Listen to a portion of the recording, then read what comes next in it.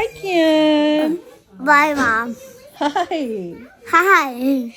Eat. Eat. Naughty baby के teeth उगाए.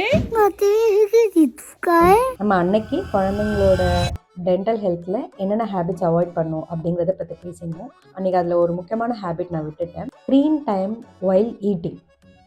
இது ரொம்ப ரொம்ப தப்பு. இந்த குழந்தைக்கு அந்த பூச்சிப்பல் வரதுக்கான முழுமையான காரணம் அந்த ஸ்க்ரீன் டைம் மட்டும்தான் சாப்பிடும்போது. பிகாஸ் பேசிக்காக எப்படி பூச்சிப்பல் வருது, இந்த ஒரே ஒரு தியரி மட்டும் புரிஞ்சுக்கோங்க. பேசிக்காக இந்த ஒரு தியரி மட்டும் தெரிஞ்சுக்கோங்க. எவ்வளோ நேரம் நம்மளோட சாப்பாட்டு பொருள் நம்ம பல்லில் எக்ஸ்போஸ்டாக இருக்கோ அவ்வளோக்கு அவ்வளோ கேரிஸ் வரதுக்கான வாய்ப்பு அதிகம். ஃபார் எக்ஸாம்பிள், ஏன் சாக்லேட் சாப்பிட்டா பூச்சிப்பல் அதிகமாக வரும் அப்படின்னு பசங்கள்கிட்ட சொல்கிறோன்னு யோசிச்சிருக்கீங்களா? அதில் இருக்க சுகர் கண்டென்ட் ஒரு பக்கம்.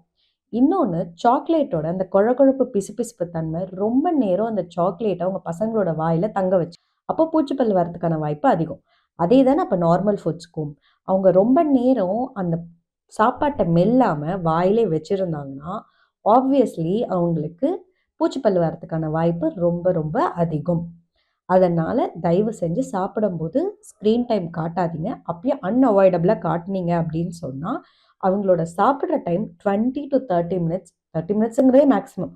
20 மினிட்ஸ்க்குள்ளே அவங்க மென்று சாப்பிட்டு அந்த சாப்பாடை முடிச்சிருக்கணும். அவங்க ஸ்க்ரீன் டைம் பார்த்தா கூட அவங்க கான்ஷியஸாக அவங்க என்ன சாப்பிட்றாங்கங்கிறது மெல்றது அவங்களுக்கு தெரியும்.